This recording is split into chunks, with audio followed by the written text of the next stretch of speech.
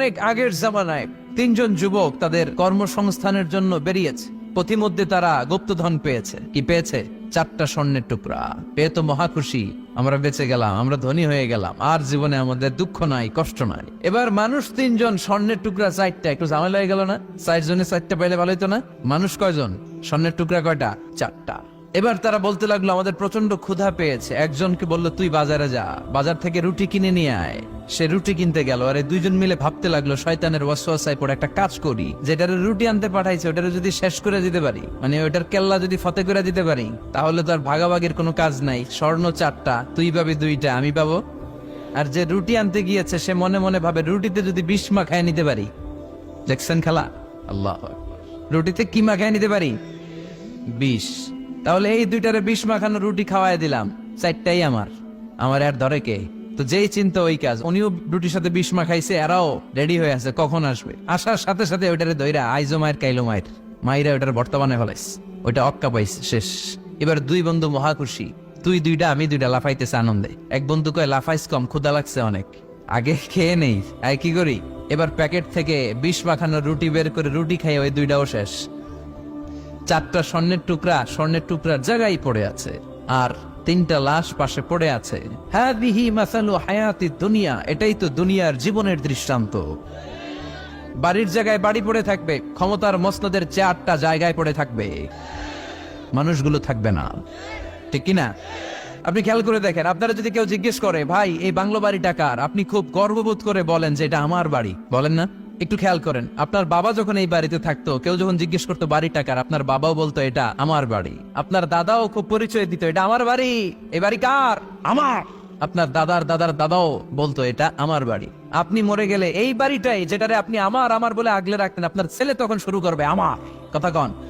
বিশ্বনবী বললেন লাউ আন্না লিকুল্লি ইবনি আদম ওয়াদিয়ান মিন যাহাব, পৃথিবীর প্রত্যেকটা মানুষকে যদি আল্লাহ একটা করে স্বর্ণের পাহাড়ের মালিক বানিয়ে দেয়, আহাব্বা আইয়াকুনা লাহু ওয়াদিয়ান, সে আরো একটা স্বর্ণের পাহাড়ের মালিক হওয়ার চেষ্টা করবে।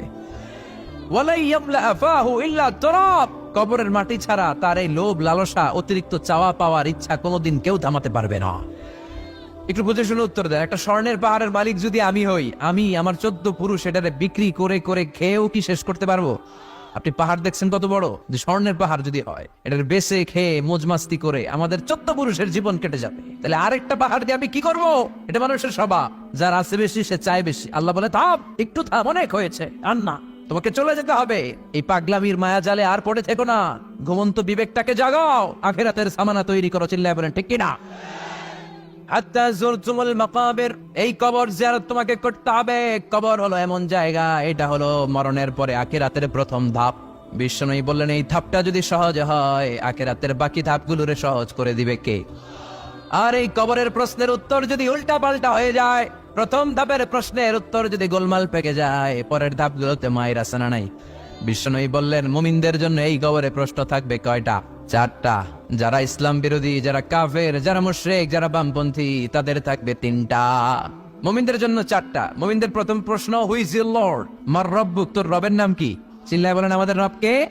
প্রথম প্রশ্ন করা হবে মার রব্বুক, তোর রবের নাম কি? চিল্লায় বলেন আমাদের রব কে? দ্বিতীয় প্রশ্ন, মা দীনুক, তোর ধর্মের নাম কি? আমাদের ধর্মের নাম কি? বিশ্বনবীর চেহারা দেখিয়ে বলা হবে তারিফু মান হাযার রাজুল, এই লোকটারে চিনো কিনা? আমরা বলবো চিনি, উনি আমাদের পেয়ারা নবী, ঠিক কিনা? আমরা বিশ্বনবীর চেহারা দেখা মাত্রই চিনে যাব, ঠিক কিনা? আমরা বলবো এই লোককে চিনি, মানি উনি ছিল আমাদের জান, আমাদের প্রাণ, আমাদের কলিজা। এই নবীর জন্য আমরা সব করতে রাজি। এই নবীর সম্মান আর ইজ্জত বাঁচাতে আমরা দেহের তাজা রক্ত ঢালতে রাজি। এই নবী আমাদের সব। এই নবীর সুপারিশ ছাড়া আমি জান্নাতে যেতে পারবো না। এই নবীর আমরা চিনি, মানি উনি তো আমাদের পেয়ারা নবী। এই 3টা প্রশ্নের উত্তর যখন পেরে যাবেন আপনারা ইনশাআল্লাহ, চতুর্থ একটা প্রশ্ন, ওয়ামা ইলমুক, হোয়াটস ইউর নলেজ? তুমি কিভাবে শিখলা? তুমি কি নকল করে শিখেছো না জেনে বুঝে? আপনাকে বলতে হবে কোরআন থেকে জেনে, হাদিস থেকে মেনে মেনে আমি শিখেছি। 4টা প্রশ্নের উত্তর যখন আপনি করে ফেলবেন, ফেরেশতারা বলবে আহলান সাহলান মারহাবান বিক, খোশ আমদেদ, সুস্বাগতম, তুমি তো কপালওয়ালা। আলহামদুলিল্লাহ পড়েন। ইফতাহু লাহু বাবুন ইলাল জান্নাহ, তার কবর থেকে জান্নাতের দিকে একটা দরজা খুলে দেয়া হবে। ওয়া ইফসাহু লাহু কবরুহু 70 যিরান, তার কবরটারে 70 হাত লম্বা বানিয়ে দেয়া হবে। ওয়া ইউলবাসু মিন লিবাসি আহলিল জান্নাহ, জান্নাতের 2টা পোশাক তার গায়ের মধ্যে পরিয়ে দেয়া হবে। এরপরে ফেরেশতারা বলবেন নাম কানাউমিল আরুস, ঘুমাও। বাসর রাতে বর যেমনি কনেকে নিয়ে প্রশান্তির ঘুম দেয়, আনন্দের ঘুম দাও, ঘুমাও। আপনি আরামসে ঘুমাবেন, আলহামদুলিল্লাহ পড়েন। এই ঘুম আপনার ভাঙবে না যতক্ষণ না ইসরাফিলের সিঙ্গার ফুৎকার না আসে। আপনার এই ঘুম আর ভাঙবে। আর যারা ইসলামের বিপক্ষের শক্তি কাফের মুশরিক, তাদেরকেও বসানো হবে মালাকান আসওয়াদান আজরাকান, নীলাবচ কৃষ্ণ বর্ণের দুইজন ফেরেশতা আসবে। এদের চোখ থাকবে নীল, গায়ের রং কালো। দেখতে কেমন লাগবে রে ভাই? আল্লাহু আকবার। এসে বলবে বস, আনসার দে, মার রব্বুক, তোর রব কে? ও আল্লাহ জানবে না। ও বলবে লা আদ্রি, আমি কিছু জানি না। আমি ভালো মানুষ, আমারে মাফ করে দেন, আমারে ছাইরা দেন, আমি জানি না রব কে। কয় দাঁড়া, আর দুইটা বাকি প্রশ্ন, এরপরে দেখাইতেছি ফাইনাল খেলা। দ্বিতীয় প্রশ্ন, মা দিন, তোর ধর্মের নাম কি? কয় জানি না, মাফ করে দেন। লা আদ্রি, আমি ধর্ম টর্ম জানি না, আমি তো চিয়ার্স করতাম, চিয়ার্স। আমি ড্রিঙ্কস খাইতাম, আমি ধর্ষণে সেঞ্চুরি করতাম, আমি শাহবাগের মঞ্চে উঠে ইসলামের বিরুদ্ধে ভাষণ দিতাম। সে পাগলের মতো বলবে লা আদ্রি, আমি কিছু জানি না, আমি কিচ্ছু মনে করতে পারছি না, কে আমার রব? আমার কিছু মনে নাই, আমার জীবনটা আমি ডেডিকেট করেছি ইসলামের বিপক্ষে, আমার জীবনটা আমি শেষ করেছি কোরআনের বিপক্ষে। দুইটা প্রশ্ন শেষ, বাকি কয়টা? এবার বিশ্বনবীর চমৎকার নূরানি চেহারাটা দেখিয়ে বলা হবে আতারিফু মান হাযার রাজুল, এই লোকটারে চিনো নাকি? সে বলবে আমি এই লোকটারে চিনি না, আমার দলের লোকেরা যা করতো, নাস্তিকরা যা করতো, আমিও তাই করতাম। সবাই লোকটারে গালি দিত, আমি ওই লোকটারে গালি দিতাম। আমি এই নবীর বিরুদ্ধে ব্লগের মধ্যে উল্টা পাল্টা লিখতাম, আছে না নাই?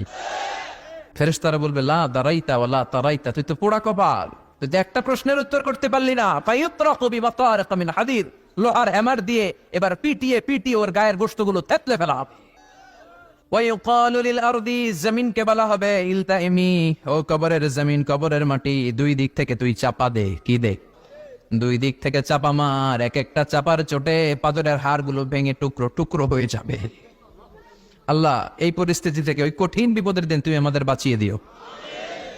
আমরা যেন সবগুলো প্রশ্নের যথাযথ উত্তর করতে পারি, তুমি তৌফিক দাও। এজন্য আল্লাহ বললেন আলহাকুমুত তাকাসুরু হাত্তা যুরতুমুল মাকাবির, তোমাদের লোভ লালসা কোনোদিন কমবে না যতদিন না তোমরা কবরের ভেতরে ঢুকো। এই কবরে আমাদেরকে যেতে হবে, ঠিক কি না? এটা থেকে পালাবার কোনো সুযোগ আছে? কোনোভাবে বেঁচে থাকা যাবে? এজন্য মাঝে মাঝে কবরে যাবেন। বিশ্বনবী বলেছেন নাহাইতুকুম আন জিয়ারাতিল কুবুর,